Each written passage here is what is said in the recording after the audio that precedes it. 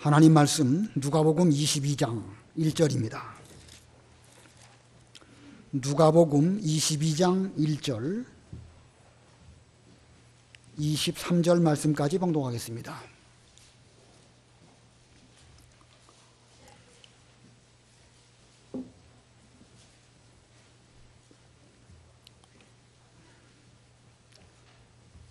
누가복음 22장 1절 유월절이라고 불리는 무교절이 다가왔다. 대제사장들과 서기관들이 예수님을 어떻게 죽일지 방책을 찾고 있었으니 이는 그들이 백성을 두려워하였기 때문이다. 그때에 가룟 사람이라고 불리는 유다에게 사탄이 들어갔다. 그가 12 가운데 하나였는데 그가 가서 대제사장들과 성전 경비대장들로 더불어 그들에게 예수님을 어떻게 넘겨줄지 방책을 의논하니 그들이 기뻐하며 그에게 은전을 주기로 약속하므로 그가 약속하였고 무리가 없을 때에 예수님을 그들에게 넘겨줄 기회를 노리고 있었다.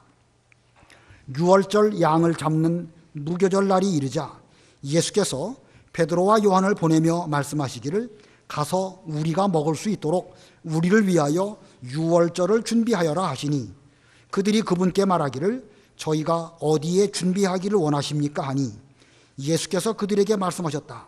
보아라, 너희가 성읍 안으로 들어가면 물동이를 메고 가는 한 사람이 너희를 만날 것이니 그가 들어가는 집으로 따라 들어가라.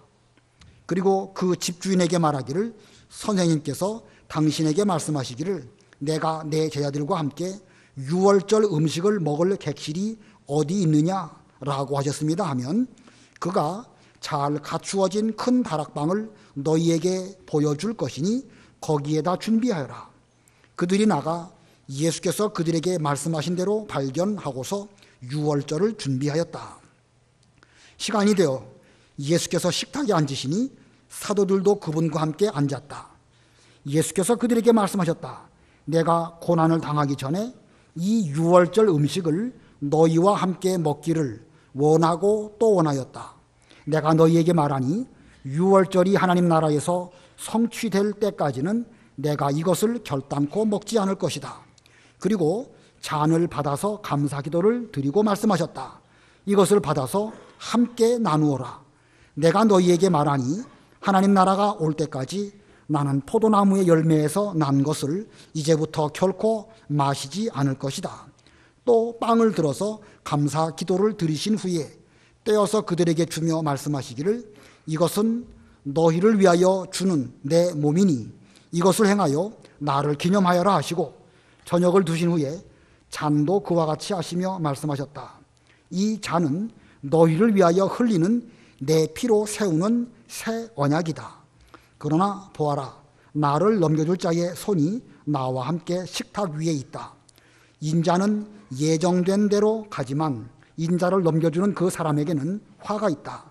그러자 그들이 자기들 가운데서 이 일을 할 자가 누구일지 서로 묻기 시작하였다. 거기까지 봉독합니다. 5절 맨 끝에 약속이라는 단어가 나오고 6절에도 약속이라는 단어가 나옵니다. 그리고 20절에 보면 또 예수님께서 피로 세우는 새 언약이라 라고 하시는 표현을 씁니다. 그래서 오늘 제목은 새 언약, 새 언약이라는 제목입니다. 새 언약. 예수님께서 예루살렘에 올라가셨습니다. 그리고 밤에는 감람산에 가셔서 기도하셨고 낮에는 성전에서 가르치셨는데 많은 무리들이 그분의 말씀을 들으려고 아침 일찍부터 성전에 와서 모였습니다. 그러던 가운데 목요일이 되었습니다.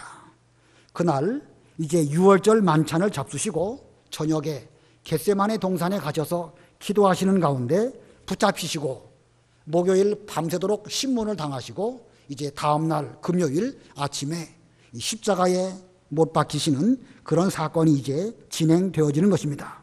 그러므로 오늘 본문에 기록된 이 내용들은 목요일 날 있었던 일들입니다. 자, 이 언약의 관점에서 아까 오늘 제목이 새 언약인데 언약의 관점에서 이 구약시대에 모세 때부터 지켜왔던 유월절, 우리 예수님께서 그 유월절을 지키시고 유월절 양으로서 택한 백성들의 죄를 사하시기 위하여 이제 십자가에서 죽으시는 그런 일을 앞두고 계십니다. 우리 예수님께서 그 예수님의 십자가를 기념하고 또 이제는 유월절 양이 아니라 예수님을 기념하게 하시려고 예수님의 피와 살을 먹는 성찬 예식을 제정하시는 그런 내용이 본문의 내용입니다. 자, 그래서 오늘 제목이 새 언약인데 이 성경 전체를 볼 때에 언약의 관점으로 볼 수 있어야 됩니다. 제가 몇 번 말씀드린 것 같은데 얼마 전에 새벽 예배 시간에도 한 번 말씀을 드렸습니다. 성경을 말할 때 구약 성경, 신약 성경, 약이라는 말을 쓰는데 그것은 곧 언약을 가르칩니다. 이 성경 전체는 하나님의 언약의 관점으로 한 꿰미를 꿰듯이 일목요연하게 볼 수 있는 이런 안목이 우리에게 필요합니다. 성경 전체는 한 언약이라는 주제로 관통하는 책입니다. 이 성경에 언약이 몇 번 그 체결한 말씀으로 기록되어 있을까? 제일 첫 번째 언약은 하나님께서 아담과 맺으신 언약입니다. 아담에게 앞으로 여자의 후손이 오셔서 뱀의 머리를 상하게 할 것이다. 아담이 그 언약의 말씀을 믿었고 그가 그 언약을 믿었을 때 하나님께서는 이제 가죽옷을 해서 입히심으로 언약을 체결했습니다. 하나님께서 아담과 맺으신 그 언약을 그 가죽옷이 그 상징이 되었기 때문에 일반적으로 가죽옷 언약이라 이렇게 말을 합니다. 가죽옷 언약.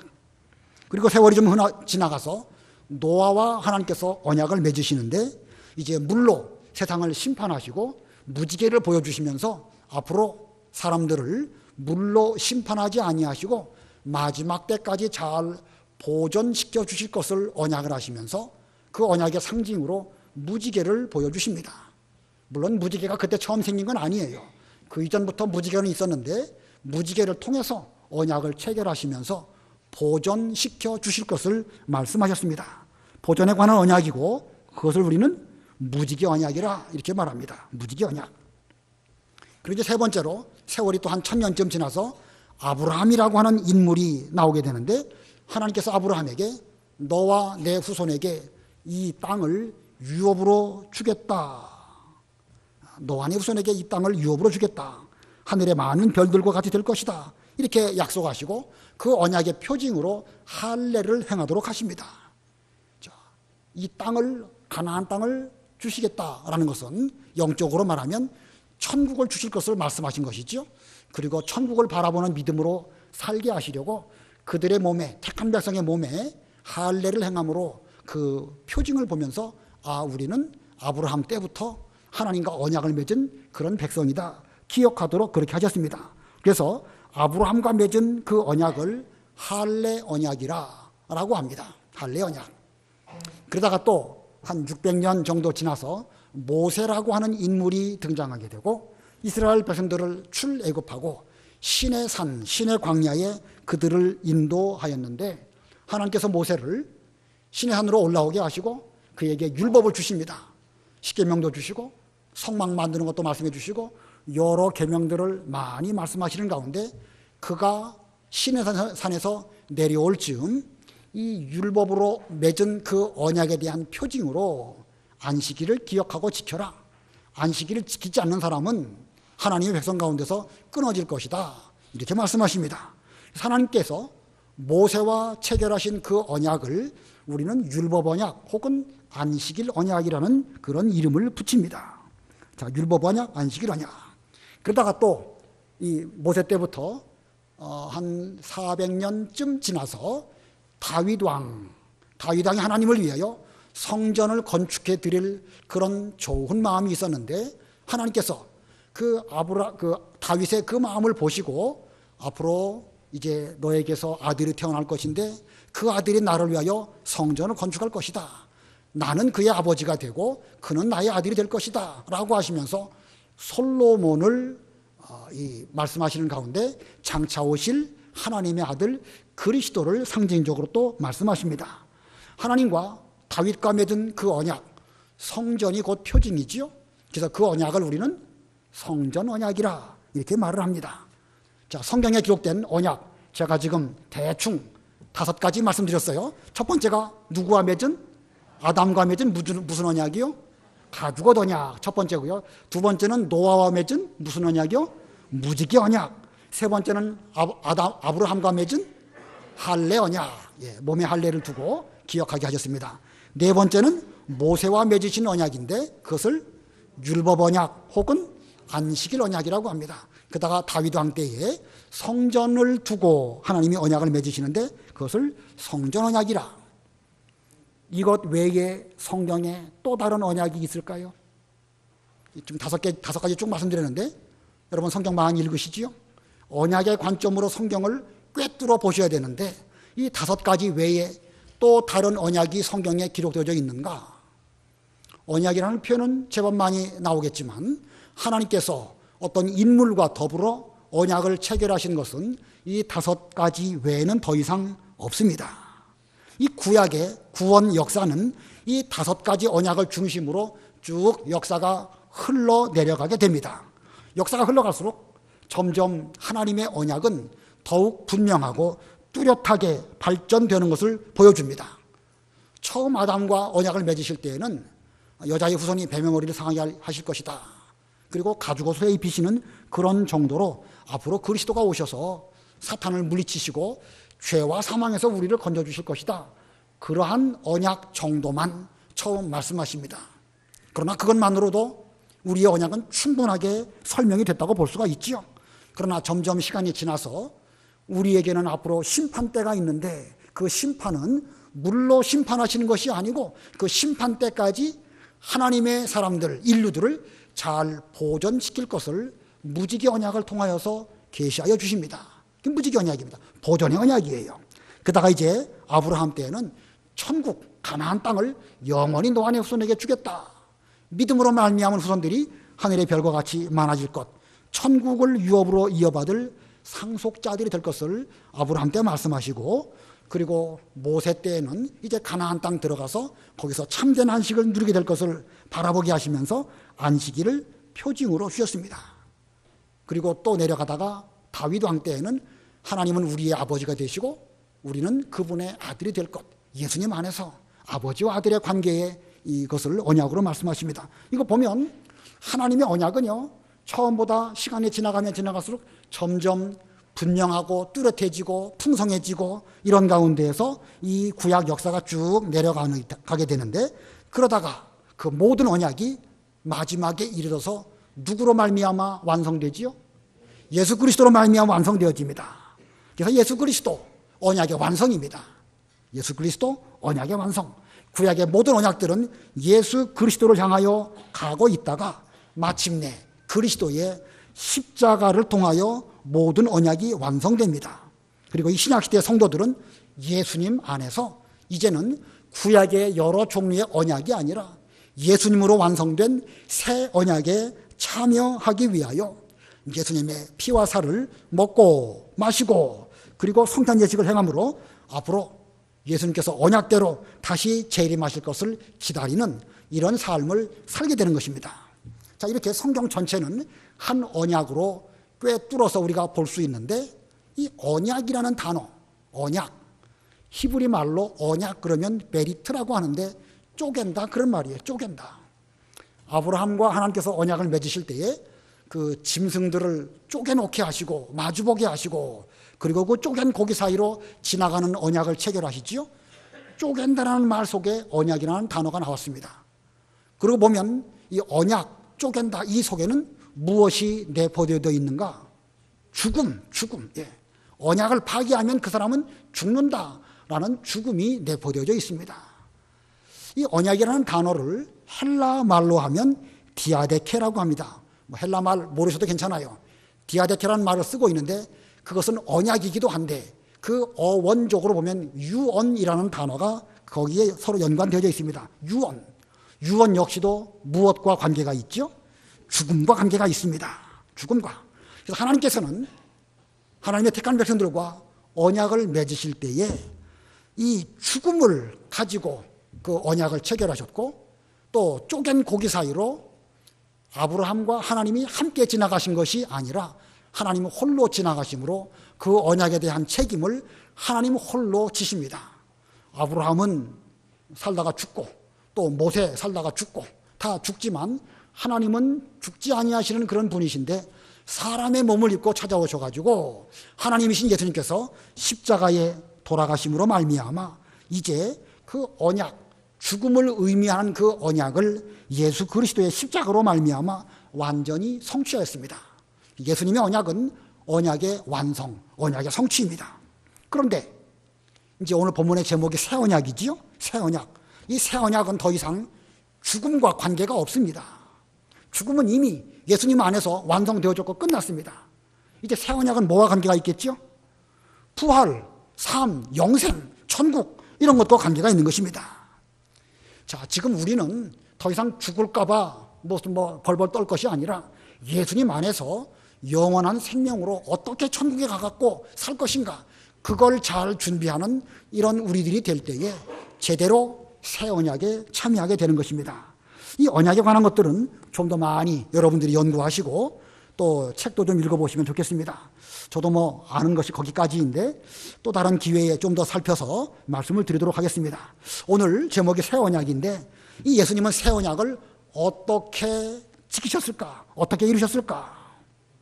첫 번째는요, 사람의 약속을 이용하신 예수님입니다. 사람의 약속을 이용하셔서 예수님의 새 언약이 체결되도록 하셨습니다. 오늘 본문에는 약속, 언약이라는 단어가 아니라 약속이라는 단어를 사용했는데 언약이나 약속이나 약간의 그 의미는 다르지만 그 본질적인 의미는 같습니다. 자, 본문 1절로 4절 읽어보세요. 1절 유월절이라고 불리는 무교절이 다가왔다. 대제사장들과 서기관들이 예수님을 어떻게 죽일지 방책을 찾고 있었으니 이는 그들이 백성을 두려워하였기 때문이다. 그때 가룟 사람이라고 불리는 유다에게 사탄이 들어갔다. 그는 12 가운데 하나였는데 그가 가서 대제사장들과 성전 경비대장들로 더불어 그들에게 예수님을 어떻게 넘겨줄지 방책을 의논하니 예수님께서 예루살렘에 올라가시고 성전에서 가르치실 때에 이 대제사장들, 서기관들 예수님을 죽이려고 했는데 백성들이 예수님을 선지자로 알고 있었기 때문에 그들은 무슨 민요가 난다든지 또 복잡한 일이 생길까 봐 명절 때에는 죽이지 말자라고 생각하고 예수님 죽일 계획을 그들은 도중에 멈추고 있었습니다. 근데 마침 그때에 가룟 유다가 속으로 사탄이 들어갔습니다. 그리고 가룟 유다가 대제사장들과 성전 경비대장들에게 찾아가서 자기가 예수님을 그들에게 넘겨줄 것이니까 그 일을 어떻게 하면 좋을까 서로 의논을 하였습니다. 본문 5절 6절 읽어보세요. 5절 그들이 기뻐하며 그에게 은전을 주기로 약속하므로 그가 약속하였고 무리가 없을 때 예수님을 그들에게 넘겨줄 기회를 노리고 있었다. 은전을 주기로 약속하였다. 자, 약속하였다. 일종의 언약을 이 가룟 유다하고 또 대제사장들하고 체결했습니다. 자, 그 약속. 가룟 유다와 대제사장. 가룟 유다는 예수님의 제자이고 대제사장은 하나님의 제사장입니다. 그러나 그들 속에 사탄이 개입될 때에 결국 사람 속에 있는 탐심이 자극되어졌고 대제사장들은 자기들의 권세를 쥐고자 하는 그런 권력에 대한 욕심 때문에 예수님을 죽이는 이런 죄를 저지르고 말았습니다. 자, 이것은 가룟 유다나 대제사장뿐만 아니라 넓은 의미로 볼 때에 우리 하나님께서 인간의 부패성, 연약함을 이용하셔서 사탄으로 사탄의 괴계를 당하게 하시고 그런 가운데 하나님의 언약이 성취되게 하신 것입니다. 좁은 의미로 보면 가룟 유다가 책임 있고 그 당시 예수님을 시기했던 대제사장들의 책임이지만 넓은 의미로 본다고 하면 결국 우리의 연약함, 우리의 죄성 이런 것들이 예수님을 죽이게 한 것이고 그것으로 인해서 하나님의 언약이 예수님으로 인하여 성취된 것입니다. 아까 5가지의 여러 언약들을 말씀을 드렸는데 그 여러 언약들이 다 그 언약의 참여한 그 대상들은 다 부족합니다. 아담 선악과 따먹었고 노아는 포도주 먹고 벌거벗고 잤고 또 아브라함 역시도 부족했고 모세는 가나안 땅 못 들어갔고 다윗은 여러 가지 죄를 지은 허물이 많은 그런 인물들입니다. 하나님께서는 이 언약들을 체결하실 때에 사람으로 하여금 믿음으로 그 언약에 참여를 하였지만 우리가 무슨 행위를 가지고 그 언약에 참여하는 그런 경우는 한 번도 없습니다.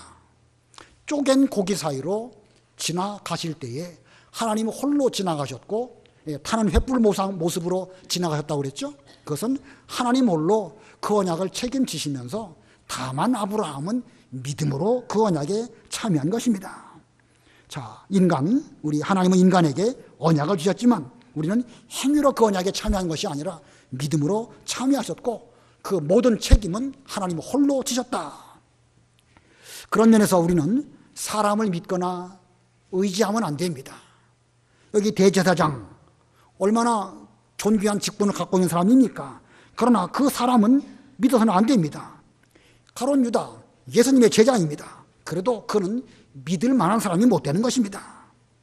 이 모든 사람들도 다 이 죄악에 빠지게 되면 돈, 권세욕 이런 것들로 인하여 심지어 자신들의 선생님이시고 하나님이신 그리스도를 팔아먹는 죽이는 이런 죄를 저지르고 말았습니다. 그러므로 우리는 사람 믿지 않아야 됩니다. 우리 예수님께서도 사람 의지하지 않으셨죠? 그 요한복음 2장에 보면 사람에게 의탁하지 않으셨다. 요한복음 2장 23절로 25절 읽어보세요.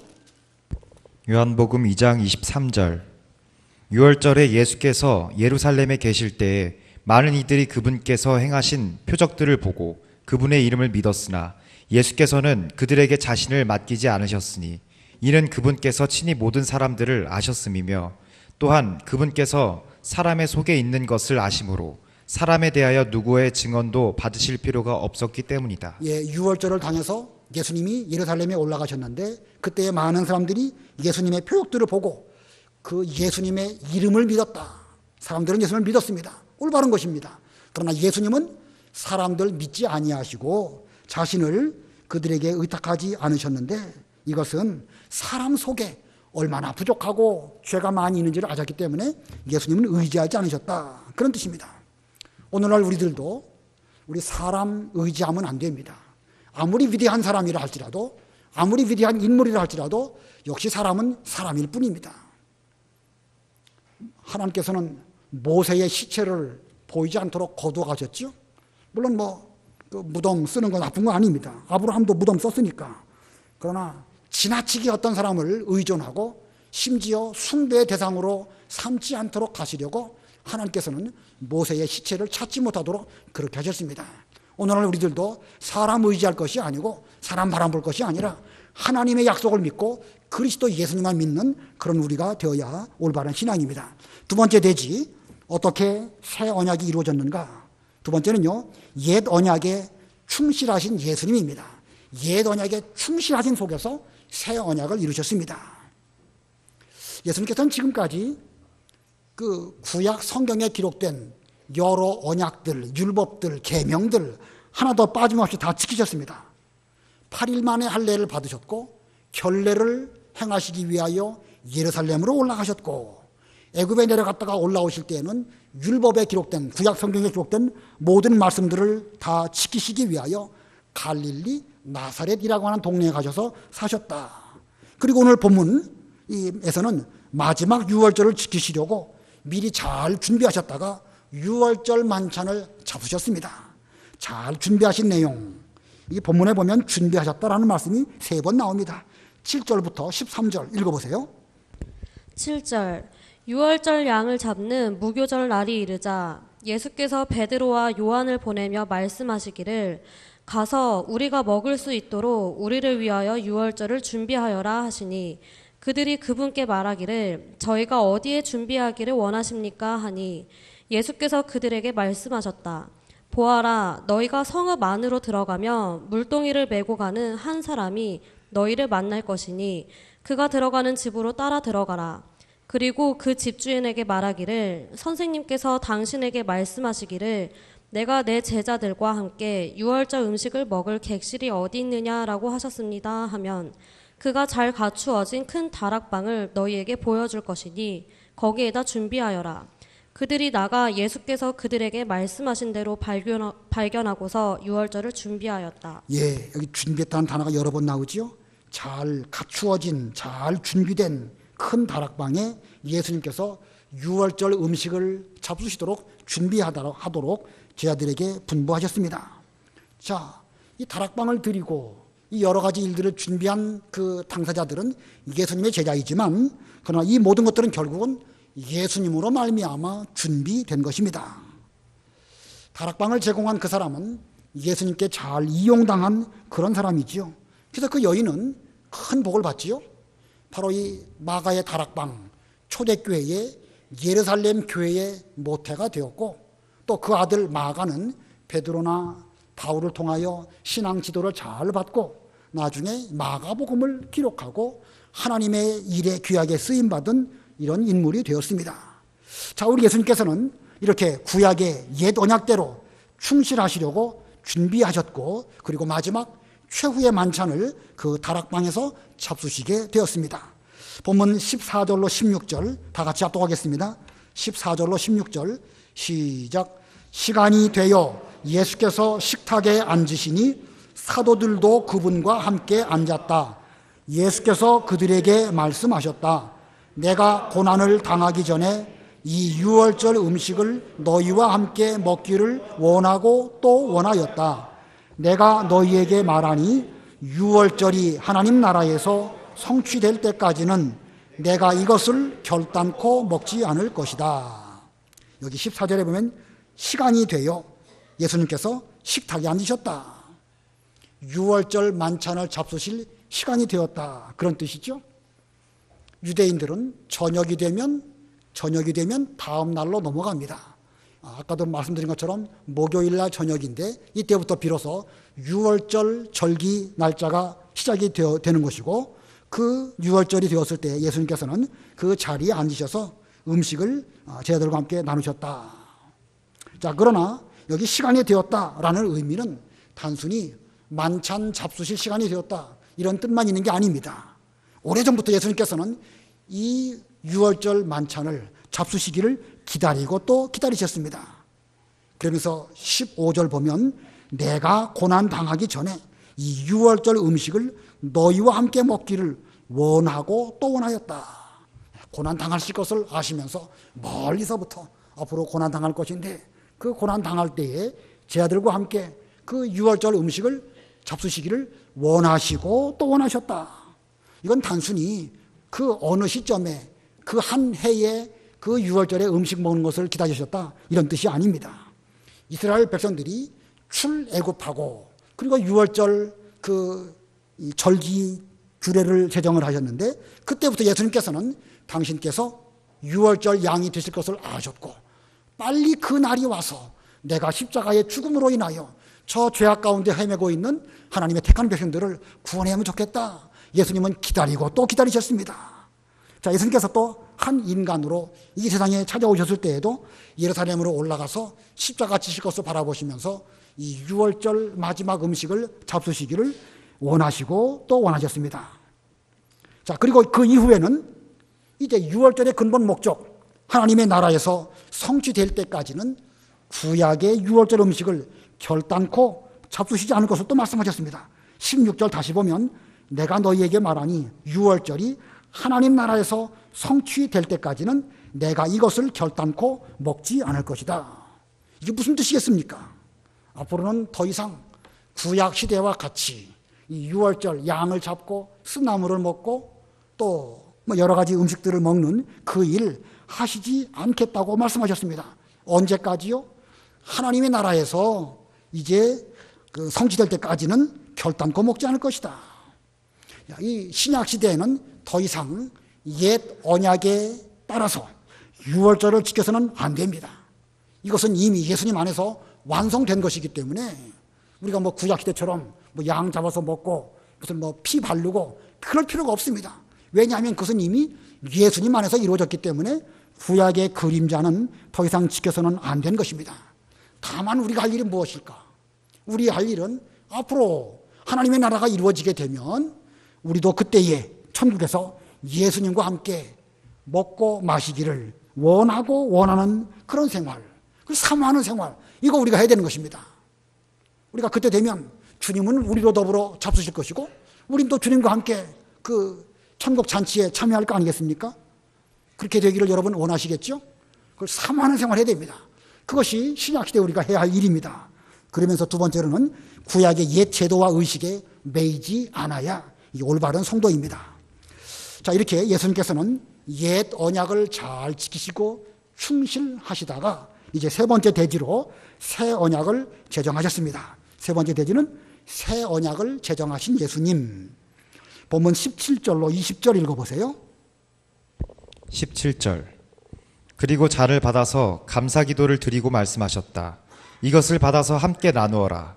내가 너희에게 말하니 하나님 나라가 올 때까지는 나는 포도나무의 열매에서 난 것을 이제부터 결단코 마시지 않을 것이다. 또 빵을 들어 감사기도를 드리신 후에 떼어서 그들에게 주며 말씀하시기를 이것은 너희를 위하여 주는 내 몸이니 이것을 행하여 나를 기념하여라 하시고 저녁을 드신 후에 잔도 그와 같이 하시며 말씀하셨다. 이 잔은 너희를 위하여 흘리는 내 피로 세운 새 언약이다. 예. 자, 여기 새 언약으로 성찬 예식을 제정하신 그런 내용입니다. 자, 여기 본문을 유심히 잘 보면 하나를 나누어서 함께 먹도록 하셨습니다. 여기 17절 보면 잔을 받아서 감사기도를 드리고 이것을 받아서 함께 나누어라. 이 말씀을 유심히 잘 보면 우리가 요즘 성찬 예식할 때 각각의 잔으로 나누어서 먹는 것일까요? 아니면 한 잔으로 돌려가면서 먹는 것일까요? 연구해 볼 필요가 있습니다.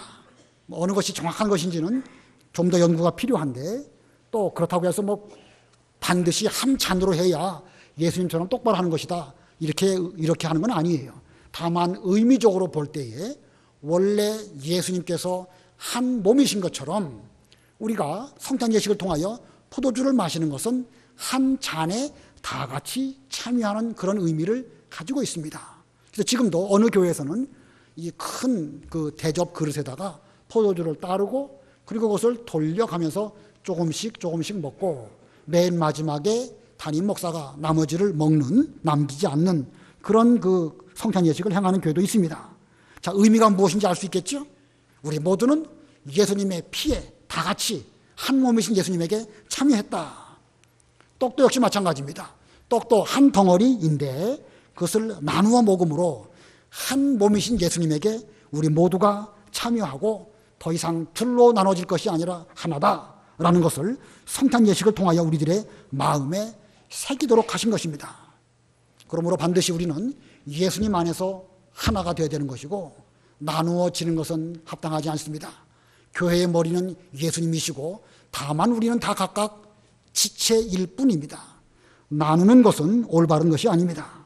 자, 그런데 여기 18절 내가 너희에게 말하니 하나님 나라가 올 때까지 나는 포도나무의 열매에서 난 것을 이제부터 결코 마시지 않을 것이다. 이게 무슨 뜻일까요? 예수님은 부활하시고 승천하시고 더 이상 이 땅에 계시지 않으니까 앞으로 포도나무에서 난 열매, 포도주 마실 일이 없으시다. 이런 뜻일까? 단순히 그 음식을 안 먹는다. 이런 뜻으로 이 말씀하신 것은 아닙니다. 예수님께서 이 땅에 계시면서 성찬 예식 몇 번 행하셨지요? 딱 한 번입니다. 딱 한 번. 단번에 이 성찬 예식을 제정하셨고 단번에 십자가에 죽으시고 단번에 부활하심으로 우리의 구원을 이루실 때에 단번에 딱 한 번으로 성취하셨습니다. 자, 예수님은 또다시 죽으실 필요가 없으십니다. 한 번으로 촉하게 우리의 모든 죄를 다 담당해 주셨기 때문에 두 번 죽으실 필요가 없고 그런 면으로 볼 때에 예수님의 성찬 예식도 한 번이면 족합니다.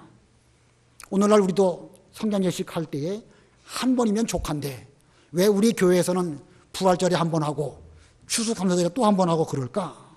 왜 우리는 이렇게 성찬 예식을 여러 번 하지요? 이것은 예수님으로 완성된 성찬 예식을 기념하면서 우리는 그 성찬 예식을 하는 것이지 또 다른 성찬 예식, 예수님께서 제정하신 그거 외에 또 별다른 것 이것을 하는 것이 아닙니다. 예수님이 행하신 그 성찬 예식을 기념하는 뜻으로 반복적으로 시행하는 것입니다.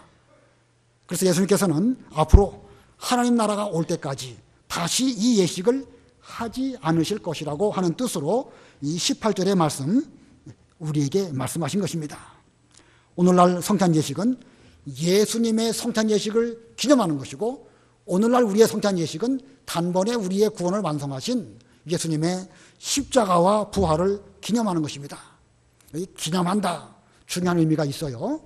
중세 때에는 성찬 예식이 어떤 의미이냐, 여러 교리 논쟁이 많이 있었습니다. 우리가 떡이나 포도주를 성찬 예식할 때 기도하고 먹으면 그 떡이나 포도주가 곧 피가 되는 것이고 예수님의 살이 된다. 이런 걸 무슨 설이라고 그러죠? 변화요. 화채. 예수님의 몸으로 화한다라고 해서 화채설이라고 합니다. 옳지 않습니다. 이건 기념하는 거예요. 또 거기에 떡과 포도주로 있지만 거기에 우리 주님의 피와 살로 함께 하신다. 함께 한다. 그래서 공제설이라고 합니다. 그런 여러 가지 학문적으로 신학적으로 논쟁들이 있었는데 성경에 보면 분명하게 기념하라고 했지, 뭐 무슨 떡이 무슨 살이 되는 것이고 포도주가 피가 되는 것이고 그런 말씀은 없습니다. 그러므로 지금의 성찬 예식은 예수님의 구원, 십자가와 부활을 기념하는 기념설이다라는 것을 기억하셔야 됩니다. 자, 마지막 21절로 23절 읽어보세요. 21절.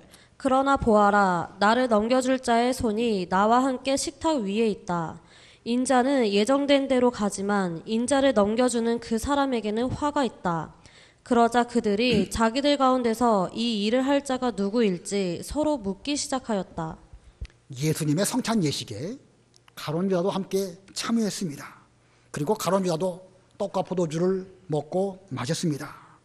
그러나 예수님께서는 예정된 대로 그 구원을 이루시고 그 길을 걸어가시지만 인자를 넘겨줄 그 사람에게는 화가 있을 것이다. 이렇게 말씀하십니다. 오늘날 우리들 성찬 예식을 할 때에 우리가 죄 가운데 있지 아니한지 자신을 잘 살피고 회개하는 가운데에서 성찬 예식에 참여할지언정 죄를 그냥 묻어두고 그냥 예식에나 참여하는 이런 것은 올바른 태도가 아닙니다. 자, 이 성찬 예식은 어떤 의미가 있을까? 세 가지를 간단하게 말씀드리고 말씀을 마치겠습니다. 성찬 예식 첫 번째, 천국 잔치를 상징합니다. 성찬 예식은 단순히 예수님의 피와 살을 먹는 것이 뿐만 아니라 앞으로 천국에 가면 우리가 더 좋은 곳으로 주님과 함께 먹고 마시는 이런 잔치가 우리를 기다리고 있습니다. 그다음에 두 번째로는 예수님 안에서 교제를 상징합니다. 예수님 안에서 서로 교제하는 거예요. 아까 포도주도 한 잔으로 먹었고 떡도 한 덩어리를 나누어서 먹은 것처럼 우리 모두는 예수님 안에 거하는 것이고 예수님은 또한 우리가 그 성찬 예식에 참여함으로 우리 속에 거하시게 되는 것입니다.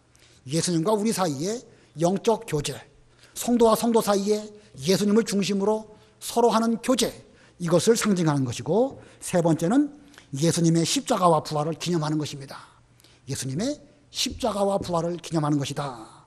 이것이 성찬 예식의 세 가지 의미이니까 기억하시면 감사하겠습니다. 기도하겠습니다.